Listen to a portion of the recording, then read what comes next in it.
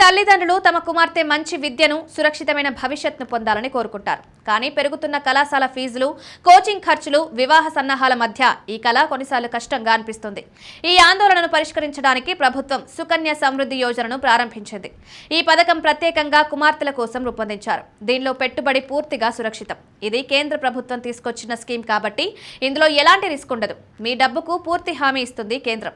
ప్రస్తుతం ఈ పథకం 8% వార్షిక వడ్డీని అందిస్తుంది. ఇది ప్రతి సంవత్సరం చక్రవడ్డీ ద్వారా పెరుగుతుంది. ఖాతా 21 సంవత్సరాలు కొనసాగుతుంది. కానీ పెట్టుబడిదారుడు 15 సంవత్సరాలు మాత్రమే డబ్బును డిపాజిట్ చేయాలి. అతిపెద్ద ఉపశమనం ఏమిటంటే మెచ్యూరిటీపై అందుకున్న మొత్తం పన్ను రహితంగా ఉంటుంది.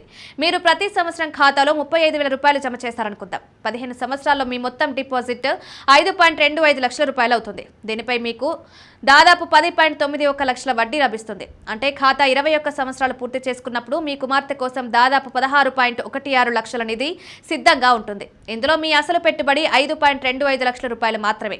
మిగిలిన మొత్తం వడ్డీ నుండి వస్తుంది. అయితే మీరు చేసే డిపాజిట్ పై ఆధారపడి ఉంటుంది.